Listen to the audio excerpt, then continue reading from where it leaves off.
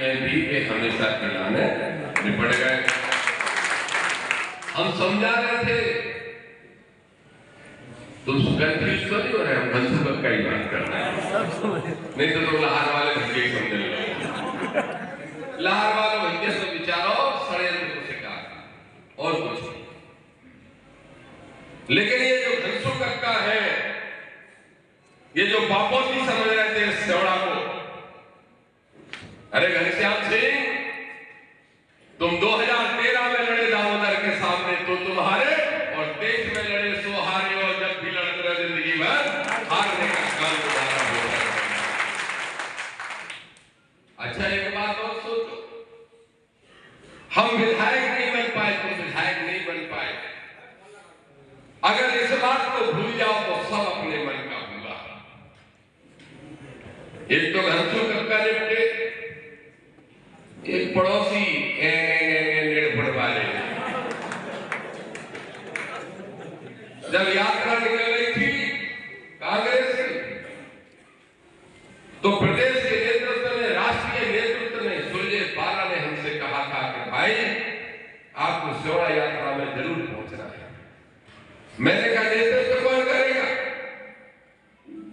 बोले लाहौर वाले में। हमने कहा यार तो नरोत्तम मिश्रा है दोस्त। बोले क्या बात कर रहे हैं?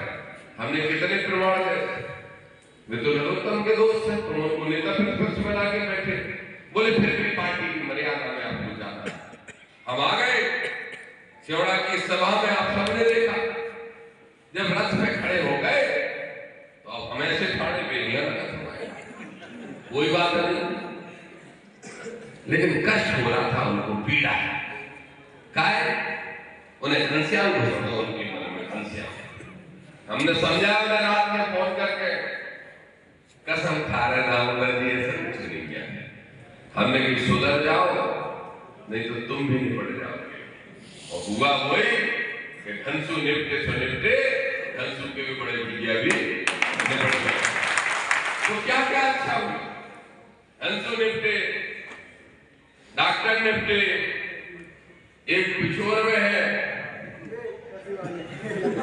पिछोर को है कह रहा तो 2 कौड़ी का आदमी था। हमने कहा कितनी कौड़ी? उनसे सुनाओ वीडियो, बहुत वीडियो सुनाओ मैं। बोले दामोदर की क्या हैसियत, दामोदर 2 कौड़ी का।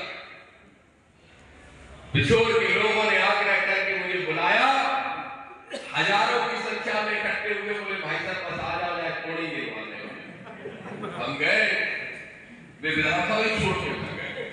बोले प्रीतम लोधी को लड़ दे, मेरा भाई प्रीतम लोधी है, मित्र है मेरा, जीता प्रीतम लोधी। लेकिन वे शिवपुरी भाग के गए। मालूम हम लोग टाइम की तो कमी है, लेकिन फिर भी हम 10 कौन दूसरी विधानसभा में घुमाते। हमने शिवपुरी में 15 कौन घुमाए और 45,000 से उनको भी निपटाया, वे भी निपट गए।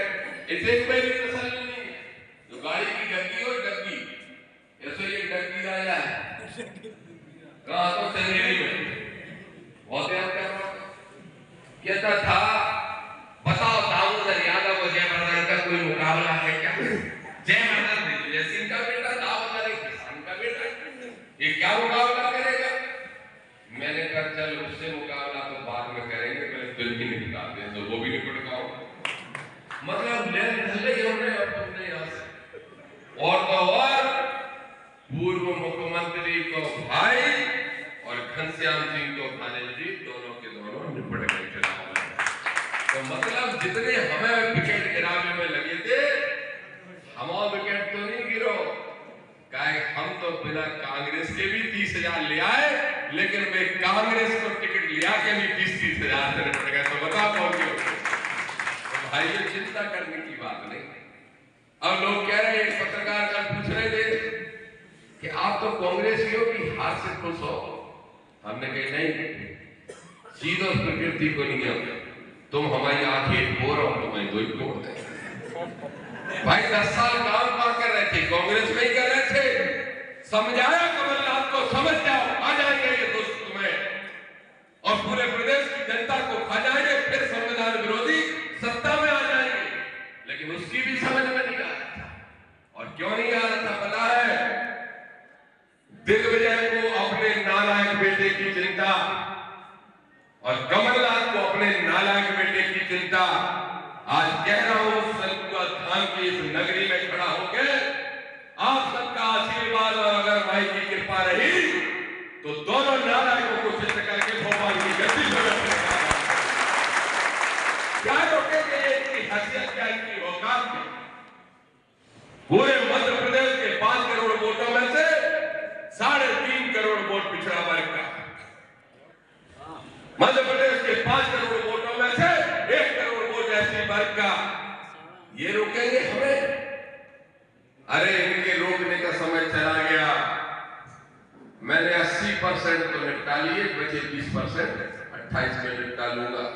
और यकीन मानो पहले लड़ रहा था मैं विधानसभा जाने की लड़ाई, अब मैं लड़ूंगा मुख्यमंत्री बनने की लड़ाई।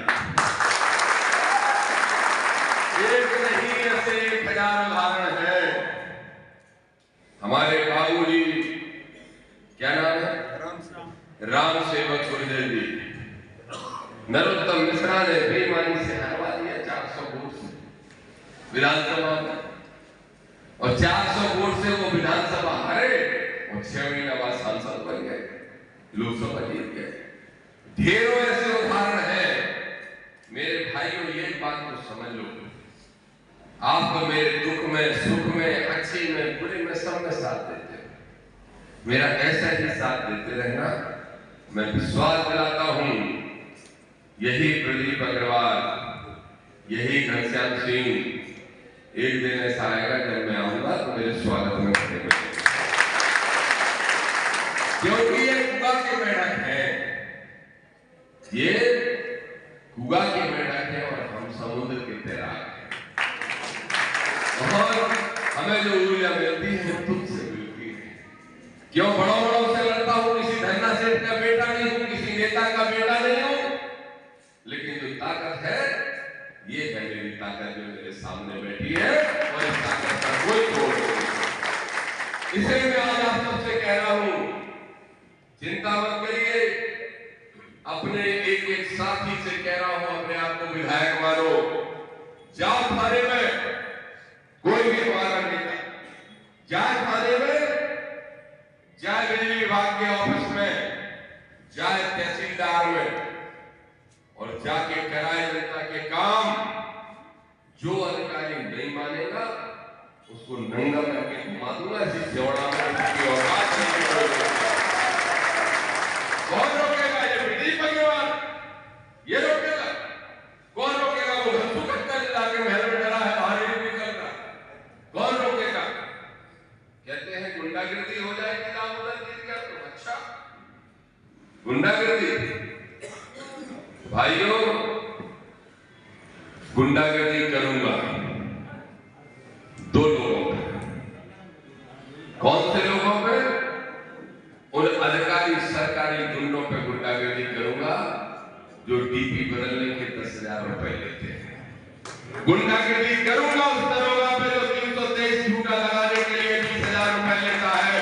गुंडागर्दी करूंगा उस तहसीलदार पे जो नाम रखे पैसे मांगने का काम करता है। और सबक भी सिखाना है कुछ लोगों को। वाह, बड़े षड्यंत्र करने जानते हो लोगों। कितना नगर पालिका में करप्शन हो रहा है मैंने सब हिसाब निकाल लिया। कितना षड्यंत्र कर रहे थे। लाखन भैया चुनाव लड़ो, हम तुम्हारा साथ देंगे। बेचारे को, लहार वाले को, अच्छे भले मेरे भाई को उसके 2 करोड़ निपटवा दिए, 2.5 करोड़ और 12,000 वोट लेके वापस पहुंचा दिया। मैं समझा रहा था कि मेरे भैया मान जा, मेरा बड़ा भाई है, इन षड्यंत्रकारियों की बातों में मत आओ। लेकिन षड्यंत्रकारी सुधरने को तैयार नहीं थे। तो सुन लो वो नेता लोगों, मैं अभी तक केसर को भी मना करता था। स्पष्ट में कहता था कि सेवड़ा की लोकल राजनीति में नहीं पड़ना है, और इसलिए मैं मना करता था कि मुझे राजनीति पूरे प्रदेश की करना है, और विधानसभा का चुनाव लड़ना है तो सेवड़ा लोकल की राजनीति में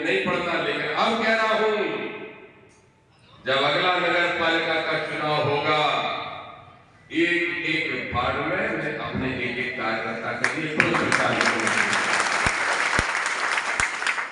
हस्तक्षेप नहीं करके तो बैठे बैठे बन जाते हो, और जिस डाल पे बैठे हो उसी को काटते हो।